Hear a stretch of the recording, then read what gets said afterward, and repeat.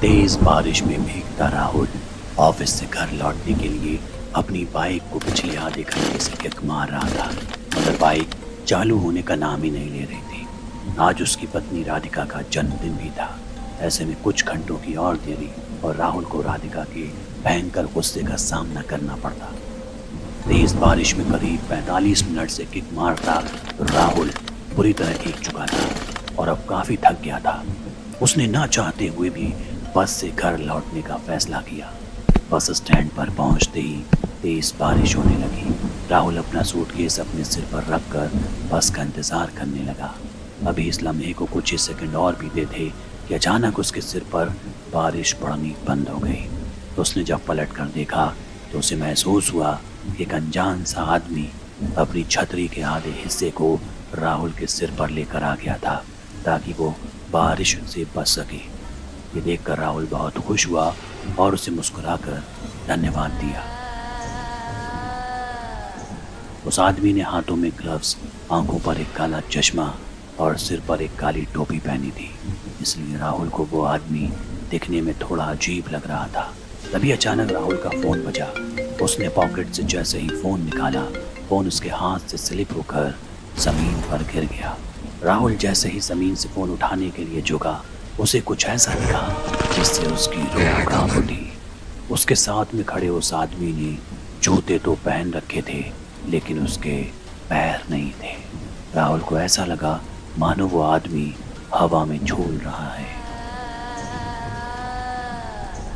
अब ये देखकर राहुल के चेहरे का रंग बदलने लगा, मगर उसने चुपचाप अपना फोन उठाया और उसके पैरों के बारे में सोचने लगा। राहुल ने अब उस आदमी से दूर जाने के बारे में सोचा, लेकिन जैसे ही उसने अपनी नजरें घुमाई तो उसने देखा कि अब पूरा बस स्टैंड खाली था। आसपास किसी ऑटो का नामो निशान भी नहीं था। बस स्टैंड पर अब राहुल और उस अजीब से आदमी के अलावा और कोई भी ना था।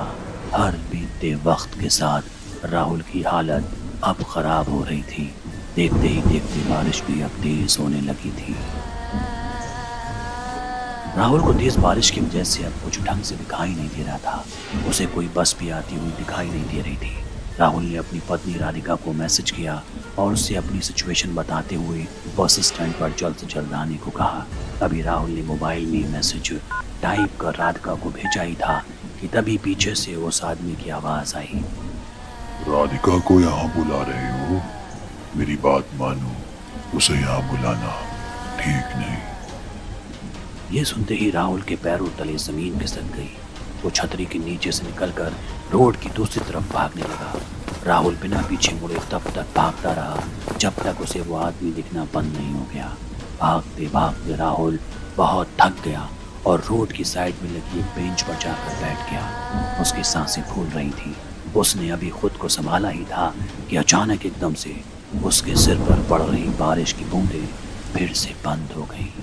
राहुल ने तिरछी नजर से देखा तो उसकी साइड में फिर वही आदमी छतरी लिए खड़ा था।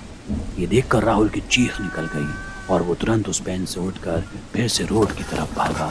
रोड पर बारिश की वजह से अब धुंध भी आने लगी थी। आसमान में कड़कती बिजली की आवाज़ राहुल की चीखों को दबा रही थी। थोड़ी दूर आकर राहुल फिर से रुक गया। वो बार बार पीछे मुड़कर देख रहा था कि तभी एकदम से बहुत जोर से बिजली कड़की और उस चमकती रोशनी में उसे फिर वही आदमी रोड के बीचों बीच खड़ा दिखा। मगर इस बार का खौफनाक मंजर पहले से भी ज्यादा भयानक था। इस बार सिर्फ उसका आधा शरीर हवा में तैर रहा था। वो राहुल को देखकर फिर मुस्कुराया और उसने अपना चश्मा उतार दिया। उस आदमी की आंखें पूरी तरह से काली पड़ी थी और उसमें से खून बह रहा था। तभी राहुल को पीछे से एक बस के हॉर्न की आवाज़ आई। उसने जब पीछे मुड़कर देखा तो एक बस चली आ रही थी। अचानक ही बहुत सारे लोगों की भीड़ भी उस बस की तरफ आने लगी। राहुल को अपनी जान बचाने का और कोई रास्ता नहीं दिख रहा था। वो दौड़कर उस बस के पास पहुंचा। जैसे ही वो बस स्टैंड पर आई, सभी लोग धक्का मुक्की करके उस बस में घुसने की कोशिश करने लगे। उसी समय धक्का मुक्की में राहुल उस भीड़ के बीच गिर पड़ा। उसके पूरे शरीर को भीड़ ने कुचल दिया। बस के ड्राइवर ने भीड़ को हटाने के लिए बस को थोड़ा आगे बढ़ा दिया और राहुल के पैर उस बस के नीचे आ गए। तड़पता हुआ राहुल वहीं होश खो बैठा। तभी राधिका ऑटो से राहुल की बताई हुई लोकेशन पर पहुंच गई। उसने राहुल को रोड के बीच खून से लथपथ पड़ा देखा और अब उसके पास कोई भी ना था। राधिका राहुल को जल्दी से हॉस्पिटल ले गई। राहुल की जान तो बच गई, पर वो अपने पैर हमेशा हमेशा के लिए खो बैठा।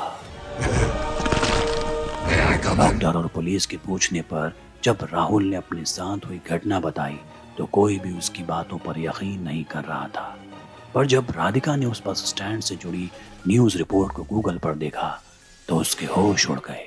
करीब 5 साल पहले ऐसे ही एक केस में एक आदमी की मौत हुई थी और तब से लेकर आज तक हर साल मॉनसून के महीने में एक आदमी ऐसे ही हादसे का शिकार होता है।